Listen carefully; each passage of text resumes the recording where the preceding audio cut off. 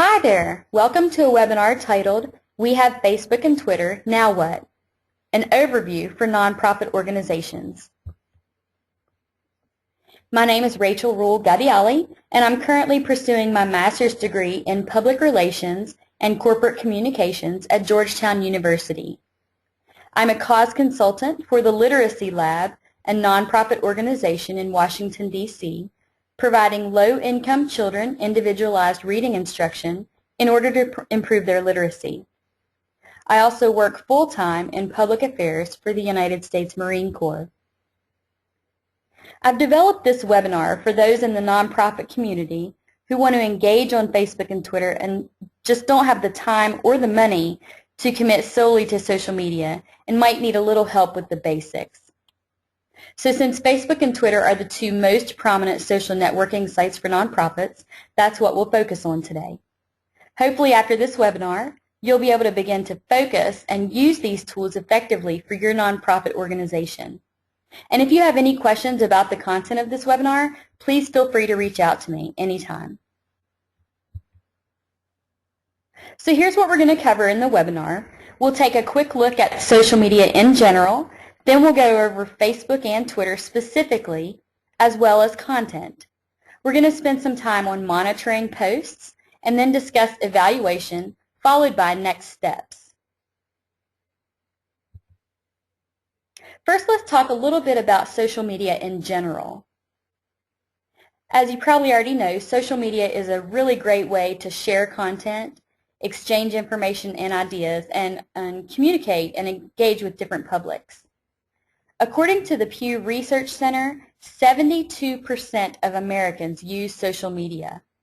So it's really important for your nonprofit to be part of the conversation and to develop a digital strategy. You have to be part of the conversation in the digital space and connect with your donors and your beneficiaries and those who might have an affinity for your work. It is critical that you utilize social media platforms to communicate your message and engage with the public in a meaningful way, because discussions about your work and your topics of interest, they're going to take place whether you're involved in the conversation or not. So really the question is, do you want to be part of the conversation or will you be left out? In this age of digital technology, you really just can't afford to not be on Facebook and Twitter. Now here are a few statistics just to drive that point home. According to Business Insider, Facebook reaches more young people than free TV. 42% of online adults use multiple social media sites, but Facebook remains the platform of choice. In June 2014, Facebook had an average of 829 million daily active users. Now there's a few things I want to point out about Facebook. In Facebook, you can create events so your followers are able to see what you have going on. They can RSVP, they can comment, they can share. You can create notes, which is kind of like an extended post. It allows your followers to learn more in-depth information about your nonprofit. You can add photos, videos, location, right there in your status update box. On your Facebook page, you can include a lot of your organization's information, like the address, biography, your website, milestones, awards, your personnel, contact information, and a lot more. So really, you want to utilize these features. Another item of note when considering Facebook is that the social networking site is known for making big changes, and they do it frequently. So it's changed its interface, its appearance, its newsfeed. It's more important than ever for nonprofits to nurture relationships on Facebook so that Facebook posts and updates can get through to those loyal followers.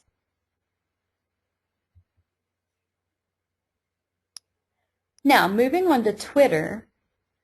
Also noted by Business Insider, there are 500 million registered Twitter accounts with an average of 400 million tweets per day. Why don't we go over some of the basics and definitions in Twitter?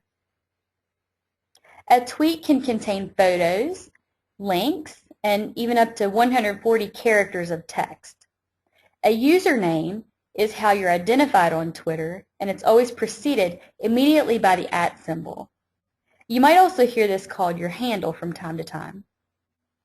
When you click the follow button, you'll see that person or organization's tweets when they post something new. So when you follow someone, you're going to see their tweets in your home stream.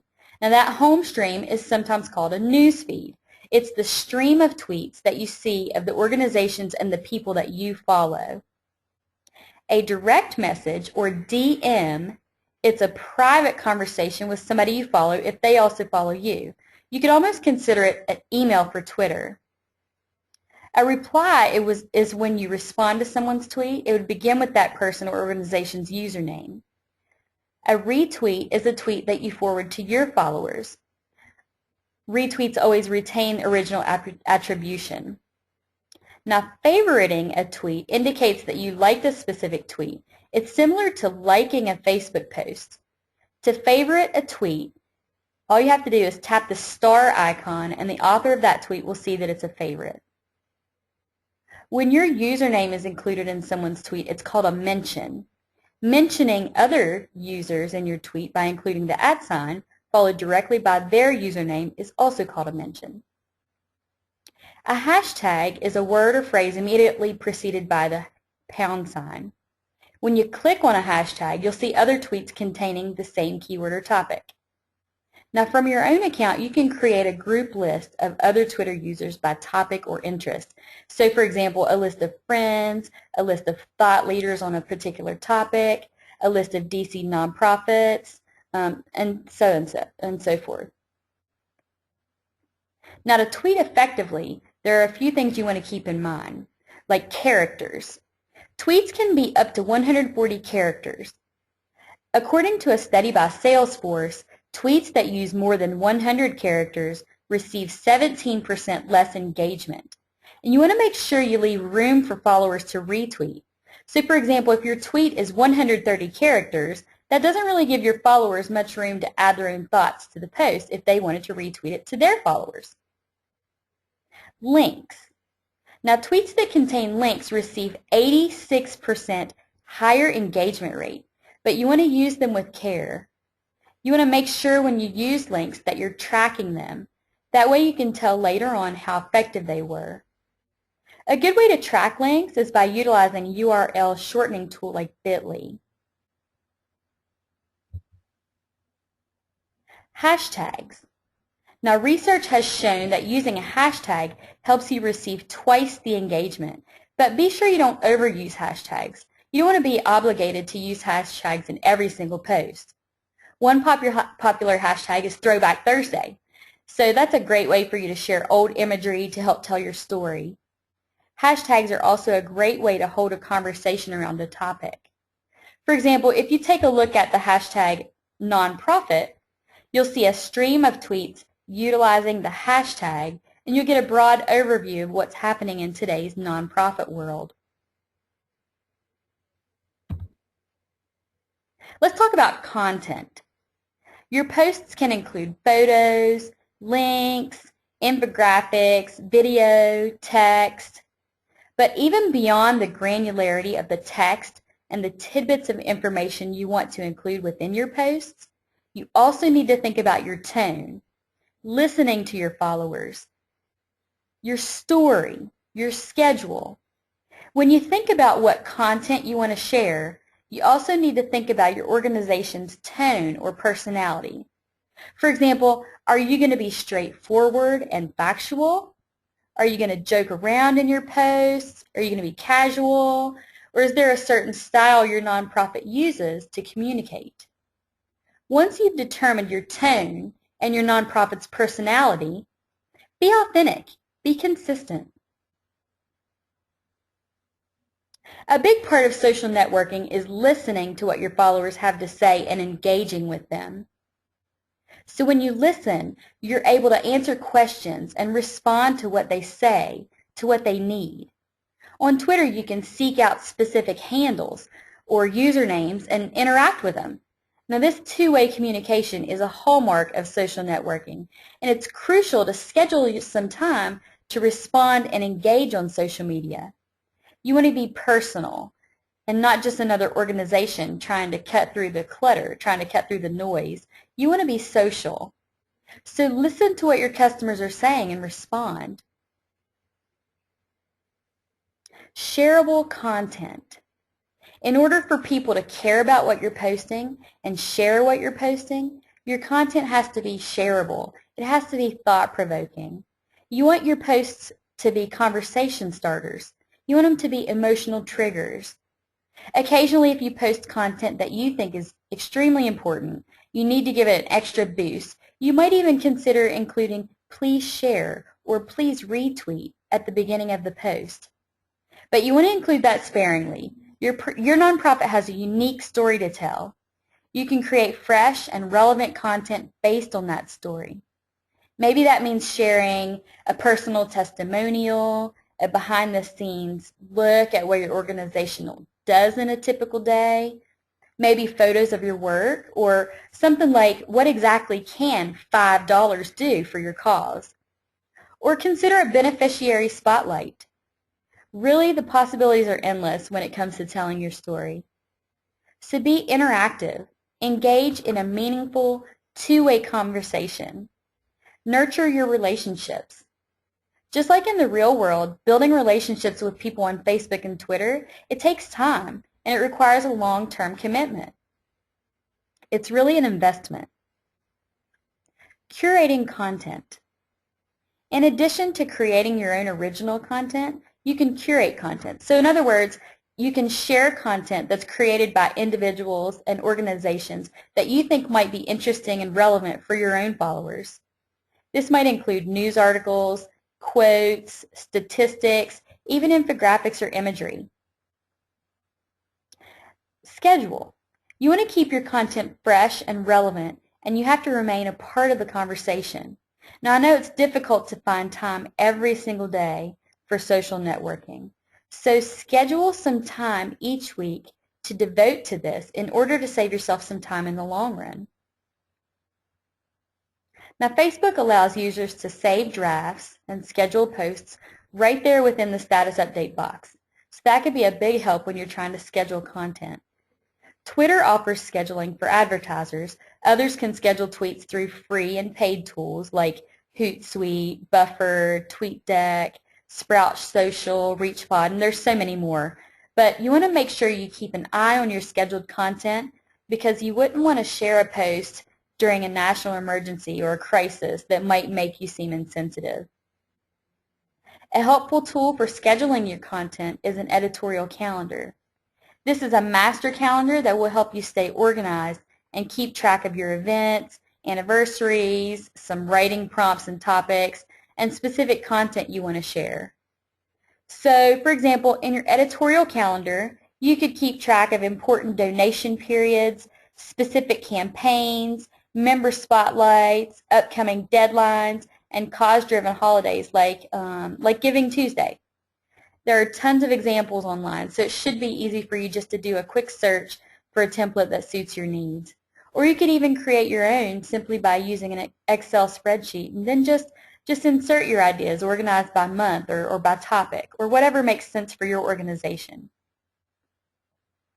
But let me caution you though, when you're trying to save time, don't be tempted to post the exact same content for both Facebook and Twitter.